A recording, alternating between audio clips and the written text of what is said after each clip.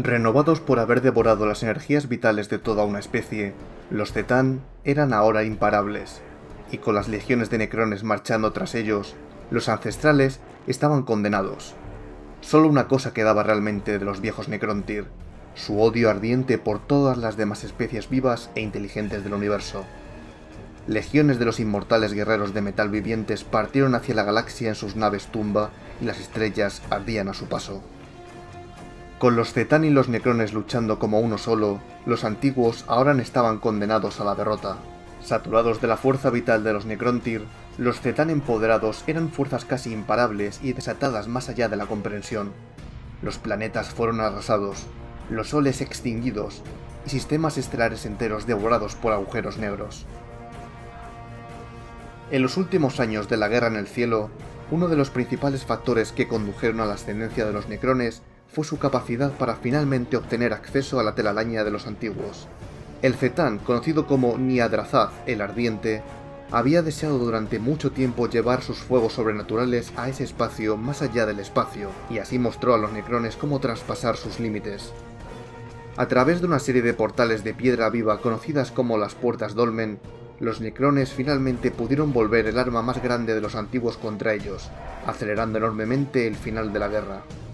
Tras estas victorias, los Thetán y sus inmortales sirvientes necrones ahora dominaban la galaxia. Los últimos bastiones planetarios de los ancestrales fueron sitiados, y las razas inteligentes que una vez habían criado se convirtieron en ganado para el hambre obscena de los Thetán. Para las especies conscientes más jóvenes de la galaxia, los necrones y sus dioses de las estrellas eran maestros crueles, cosechando cruelmente a sus poblaciones a voluntad para alimentar el hambre incesante de los Thetán. Los Thetán eran figuras del terror que exigían su adoración y su miedo a partes iguales. Por razones desconocidas, pero probablemente porque sus ansias individuales no conocían límites, los Thetán finalmente comenzaron a pelear entre ellos, tanto por deporte como por despecho, mientras desencadenaban fuerzas destructivas más allá de la comprensión mortal.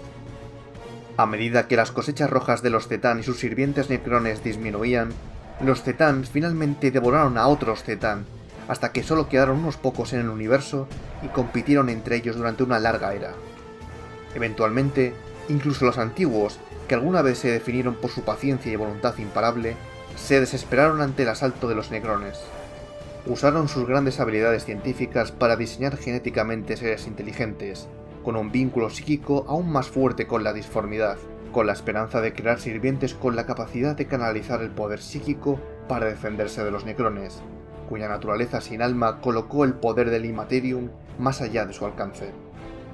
Ellos nutrieron muchas razas guerreras potenciales, entre los cuales se cree que están los primeros miembros de la especie Eldari y los formidales Krork, que encarnaban la furia y el ruido de la guerra. La guerra dio un cambio de rumbo. Las razas de sirvientes con poder psíquico de los antiguos se extendieron por toda la galaxia, luchando contra la avanzada tecnología Necron con el poder psíquico de su hechicería engendrada por la disformidad. Los necrones fueron incapaces de detener el implacable avance de los antiguos y las razas más jóvenes a través de las estrellas. Los Thetán, unidos por esta gran amenaza por primera vez en millones de años terrestres, buscaron una manera de derrotar las energías alimentadas por el alma de las especies más jóvenes. Ellos iniciaron un plan para derrotar para siempre las hechicerías psíquicas de los antiguos, sellando el universo material en las cercanías de la Vía Láctea de la disformidad. Pero antes de que se completara su plan, las semillas de destrucción que los antiguos habían plantado milenios antes provocaron un cataclismo imprevisto. Los dolores de crecimiento, los traumas y los defectos psíquicos colectivos de las razas más jóvenes arrojaron al desorden las energías psíquicamente reactivas sin explotar del Immaterium. La guerra, el dolor y la destrucción se reflejaron en la profundidad sin fondo del mar de las almas que era la disformidad. La vorágine de almas desatada en el Immaterium por la carnicería de la guerra en el cielo se fusionó en las energías previamente sin forma de la disformidad. Las entidades más antiguas que habían existido dentro del Immaterium se transformaron en aterradores depredadores psíquicos, desgarrando las almas de los psíquicos vulnerables mientras su propio entorno se desfiguraba y se reforjaba en el reino del caos. La red intergaláctica de la telaraña de los antiguos fue violada desde el Immaterium, y a pesar de sus mejores esfuerzos, Las mayores obras y lugares de poder de los ancestrales fueron invadidos por los horrores que sus propias creaciones habían desatado. Los más aterradores de estos fueron los esclavizadores, entidades de la disformidad cuyas habilidades era la de dominar las mentes de las razas más jóvenes y crear sus propios portales al reino material, utilizando psíquicos transmutados y poseídos. Para los antiguos, este fue el desastre final cuando los esclavizadores tomaron el control de sus sirvientes. La caja de Pandora, desatada en la disformidad por la creación de las razas más jóvenes, finalmente dispersó a los últimos de los antiguos y rompió su poder sobre la galaxia de una vez por todas. La vida había estado al borde de un apocalipsis durante la guerra en el cielo entre los ancestrales y los Zetán. Ahora que los esclavizadores salieron del Immaterium en proporciones epidémicas, los supervivientes parecían condenados. Al final, acosados por el implacable ataque de los Zetán y los calamitosos peligros generados por la disformidad que ellos mismos habían desatado por error, los ancestrales fueron derrotados, dispersados y finalmente destruidos. Y así, los Zetán finalmente ganaron su gran guerra, pero su triunfo duraría poco. A lo largo de las etapas finales de la guerra en el cielo, Starek esperó su momento en el que los Zetán se mostrarían vulnerables. Con un odiado enemigo finalmente derrotado y el otro agotado por la dura victoria, el Rey Silente finalmente lideró a los Necrones en una revuelta contra sus maestros Zetán. En su arrogancia, los Zetán no se dieron cuenta del peligro hasta que fue demasiado tarde. Los Necrones concentraron las energías inimaginables del universo vivientes en armas demasiado poderosas, dividiendo a cada Zetán en miles de fragmentos pequeños y menos poderosos. Starek sabía que la destrucción final de los Zetán era imposible, y había elaborado sus planes en consecuencia. Cada fragmento de Zetán estaría atado dentro de un laberinto teseráctico.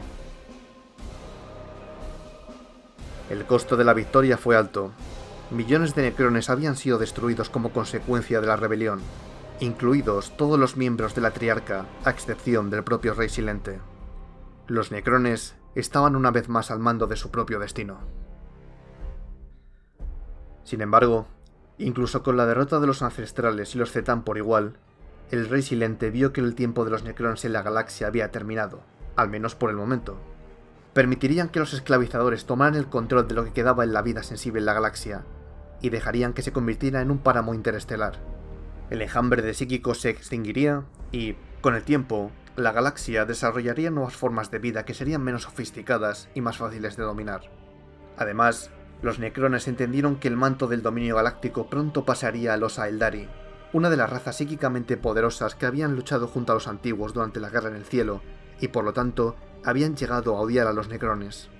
Los Aeldari habían sobrevivido donde los ancestrales no lo habían hecho, y los Necrones, debilitados por el gasto de vidas y recursos para derrocar al gobierno de los Zetán, no pudieron hacerles frente.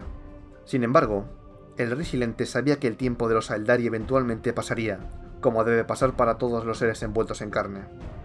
Se necesitarían millones de años terranos para que el poder de los Aeldari se desvaneciera, pero lo importante es que los Necrones estarían allí para aprovecharlo. Así fue como el Rey Silente ordenó que las ciudades necronas restantes se transformaran en grandes complejos de tumbas con criptas de éxtasis.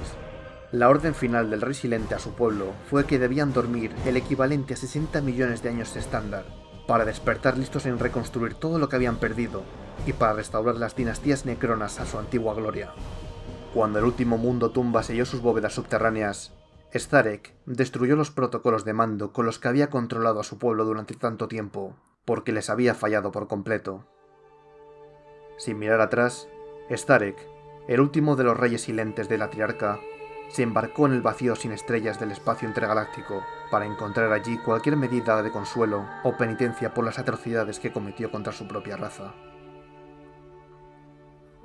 Y así terminó la guerra en el cielo, una guerra que tan solo trajo la aniquilación total a escala galáctica y cuyas consecuencias se verían reflejadas de cara al futuro. Pasarían eones antes de que la galaxia cicatrizase sus heridas y la vida volviese a florecer. Pero semejante tarea recaería en las manos de sus nuevos gobernantes, los Aeldari.